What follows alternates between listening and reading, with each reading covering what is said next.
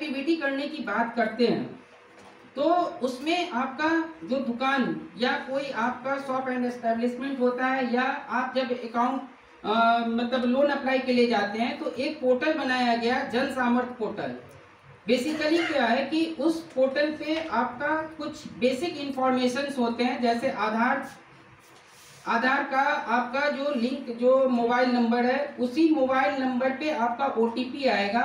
जन सामर्थ्य पोर्टल जो है वो इसलिए बनाया गया है कि जो स्कीम का बेनिफिट हम आप लोगों को बोल रहे थे, चाहे वो वीवर का हो या कोई PMFME का हो या कोई भी जो प्रधानमंत्री के द्वारा चलाया जा रहा हो, मतलब या केंद्र शासित हो या राज्य शासित हो, जो भी स्कीम्स हैं उसमें आप देखिएगा जन सामर्थ्य पोर्टल पे जब जाइएगा तो उसमें 2-3 पेज का आपका आता है डिटेल। उसको एक बार जो है वो डिस्प्ले जब तक नहीं हो तो इन लोगों को समझ नहीं आएगा। लेकिन क्या है कि जन सामर्थ्य में आपको जाकर के अपना रजिस्ट्रेशन करना पड़ेगा।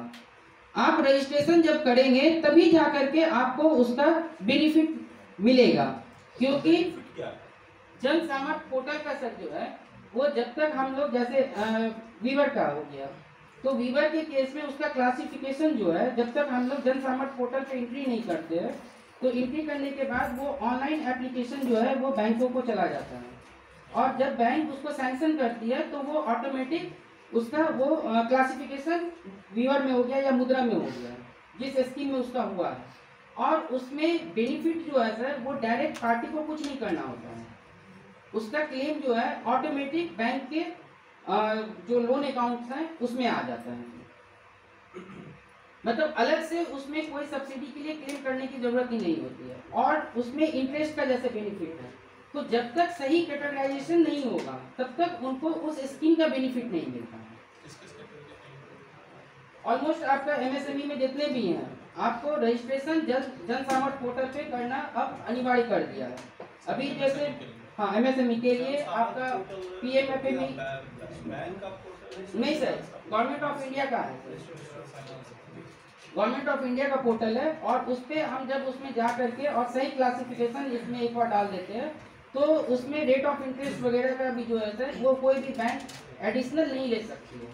अगर क्लासिफिकेशन हम गलत करेंगे तो मालूम होगा कि हमारा जहाँ पे रेट ऑफ इंटरेस्ट का सब्सिडी मिलना चाहिए 9% का, तो वो अगर वहाँ पे गलत क्लासिफिकेशन होगा तो बैंक अपना रेट ऑफ इंटरेस्ट 11% उस पर चार्ज कर देगा।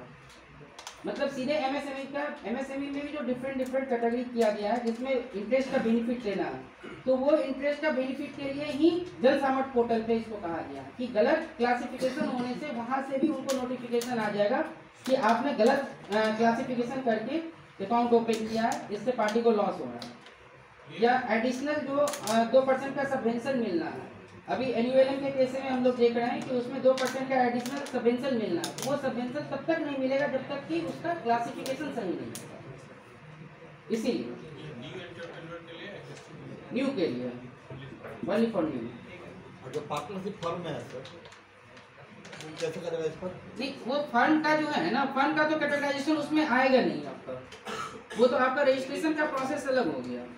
ये जो हम आप लोगों से बोल रहे हैं, जो हम पार्टनरशिप अगर कोई करना चाह रहे हैं तो उसमें तो सिंगल आदमी का इतना आधार लेगा तो फिर दोनों का नहीं। देखिए इसमें जो है ना, ये जो हम आपको बोल रहे हैं जन सामर्थ्य पोर्टल के थ्रू जो आपको एंट्री करके जाने का है, उसमें जिसमें आपको सब्सिडी या आपको इंटरेस्ट सबवेंशन का बेनिफिट है वो आपको मिलेगा, प्लस क्रेडिट गारंटी में भी। इसमें क्या है आपका जन सामर्थ्य में, जैसे वीवर में आपका उद्यम पोर्टल तो अलग, वो तो अलग नहीं, उससे नहीं।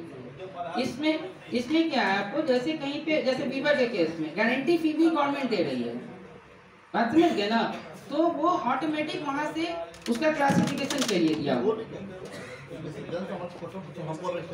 नहीं, सबको नहीं, सबका नहीं है। हम क्या बोले आपको कि जो गवर्नमेंट स्पॉन्सर्ड स्कीम्स, हाँ जैसे CGT, हाँ, तो आपका जब जन सामर्थ्य में जाएंगे ना तो आप पहले जैसे अपना फंड का डालेंगे, तो उसमें फंड के बाद आपका जो प्रोप्राइटर, मतलब इसमें पार्टनरशिप में जो पार्टनर्स हैं उसका डिटेल्स भी भरना पड़ेगा। सारा डिटेल्स का उसमें बना हुआ है, सारा उसका बना हुआ है। इंडिविजुअल के केस में क्या है कि कम आपको डिटेल्स भरने होंगे, पार्टनरशिप के केस में आपको पूरा डिटेल्स भरना पड़ेगा। वो लगभग 16-17 पेज का हो जाता है, समझ गए। तो वो सारा डिटेल्स आपको भरना पड़ेगा। वहीं से क्या है ना कि आप जब एक बार सही डाटा आप जब एंट्री कर देते हैं तो बैंक क्या है, या 59 मिनट्स ही आप जब देखे होंगे पोर्टल पे, तो उसमें क्या है कि अगर आप सारा डिटेल्स भर देते हैं तो 59 मिनट्स का मतलब ही दिया गया है कि आप जैसे सबमिट करते हैं तो आपको इन प्रिंसिपल अप्रूवल इमीडिएट मिल जाता है। अगर आप एलिजिबल हो गए तो आपको इन प्रिंसिपल इमीडिएट मिल जाता है। इन प्रिंसिपल मिलने का मतलब है कि जो आपने उसमें अपना फाइनेंशियल डाटा भरा है उसके बेसिस पे बैंक एग्रीड है कि हाँ आपको जो है हम लोन करेंगे। उसी तरह से जन सामर्थ्य में क्या है कि जो स्कीम्स हैं वहाँ पे जिसमें आपको बेनिफिट मिलना है, वहाँ पे जब आप रजिस्ट्रेशन कर देते हैं तो एक रजिस्ट्रेशन नंबर आ जाता है।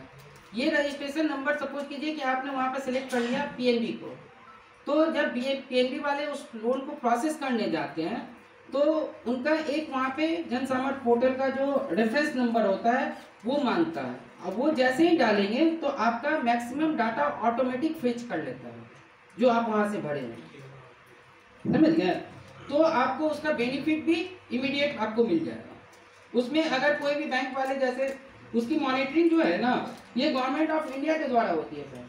अगर हम उसमें कोई भी छेड़छाड़ करेंगे, अगर उसमें हम ज़्यादा रेट ऑफ इंटरेस्ट लगा दिए तो वो वहाँ भी रिफ्लेक्ट करेगा उनको कि इस स्कीम में जो है ये मैक्सिमम रेट ऑफ इंटरेस्ट अगर 8% लगना था तो ये पीएनबी का ये ब्रांच जो है ये ब्रांच 12% उस पर कैसे चार्ज कर रहा है। तो ये सारा ऑनलाइन प्रोसेस है, आपको सारा पता चलेगा कि कहाँ पे क्या गड़बड़ियाँ हो रही है।